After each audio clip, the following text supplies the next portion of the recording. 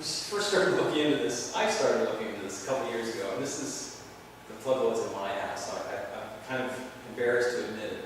But I had my daughter, at that point, she was about 13 years old, I gave her one of these kilowatt meters.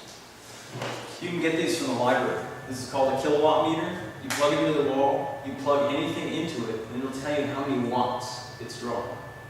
It costs about 25 bucks from Amazon. But as I said, you can get it from the library also. You can borrow them for a couple of weeks. So I gave her one of those and asked her to go around the house, find everything that was plugged in, and record it. She did a nice little spreadsheet for me. It was great. But I thought it would take just an hour or two, and then she'd find 20 or 30 things. She found 93 things plugged in around our house. In closets, under sinks, outside, in the garage. They're everywhere. And it's all this little junk.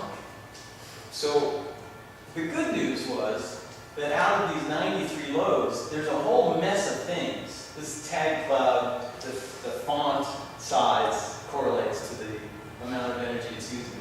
So the aquarium clearly is a problem. But there's a whole bunch of other things where you can't even read the writing. There's 93 terms here, so there's a whole lot of them that you don't have to worry about. It's just a fraction of a watt. An iPod charger, or the wireless phone you have in your house. You don't have to worry about those. But there were a lot of surprises. And it's the surprises like the old VCR player that was drawing 17 watts, and we hadn't used it in 8 years. That's not doing anybody any good. The surround sound systems on my son's computer was drawing 15 or 20 watts. It's ridiculous. So there's a whole mess of stuff like this that we're just not aware of. And there's no easy way to tell without doing something like a kilowatt meter.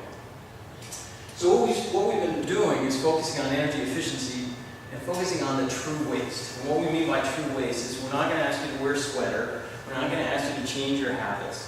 We're just going to focus on the areas where there's energy that's being consumed that's just not doing you any good. It turns out the bigger your PG&E bills are, chances are the more waste there is. And it's in two basic categories. One is these standby loads, vampire loads, phantom loads. Those are all the same thing. That are always on and usually providing no benefit. And then there's a bunch of intermittent loads that come on a regular basis. And there's ways to reduce those, whether with digital timers or smart strips or power strips. But the main focus is on the plug loads. And it turns out there's fairly simple things you can do to cut down your energy bills significantly. So what we did is we built some software that takes advantage of PG&E's new smart meters. So when we were uncovering all this stuff, PG&E was just starting to roll out smart meters. And the way we dug into this was with devices, and it took a long time. We audited about a dozen homes, and it took a lot of work. We had to instrument them and monitor them very carefully. But now with PG&E smart meters, you get a lot of that same information for free. Everyone that has a PG&E account gets an online account. And using web software, we can analyze your PG&E, both gas data and electric data, and come up with a profile for your house. And the way this works is this is 12 months of the year. Summer is always in the middle, January, December. And it's showing you your total energy use. So this is actually dollars. So here's a house that spends about $1,100 a year on their PG&E bill. And we break up the energy use into different categories. The red is heating. There's base loads down here. There's variable loads in blue. And you see in a pie chart here that in this home, about 50% of their energy is going to heating and cooling, or to heating in this particular case. So this would probably be a good candidate for somebody to come in and focus on their heating and cooling issues, focus on their ducts, focus on their maybe adding some more insulation or double pane windows. So this is what you learn by doing this disaggregation. Here's another house that uses a lot less energy. So we're showing California norms and Mountain View norms. And here's a home that's using below average. But what's kind of surprising here is this house really doesn't use much energy, but a good 50% of it or more is in these base things. So there's probably a number of things that can be done in this house to just reduce it even farther.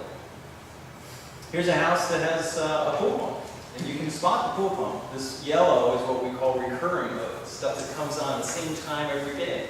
We can spot that from the smart meter, and you can see how much energy it is. So here's a pool pump that's probably running way too long, because this is a good quarter of their energy bill. That's a lot. So the idea is that you sign up on our online energy upgrade Mountain View. We do an analysis of your energy use. You get a profile like this.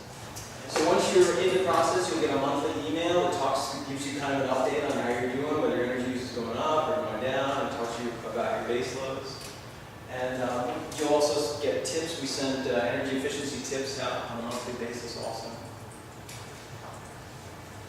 There's some quotes from some of the early participants. It's actually working really well. We do a kind of a feedback survey, and we're getting some really good feedback from people that have gone through it. A lot of people, their initial reaction is, well, no, we're already pretty green. We don't need a service like this. And they're all, almost every single one of them is surprised at what they learn. Because understanding where the energy is going in your house is actually really tough to do. So this tool does it for you.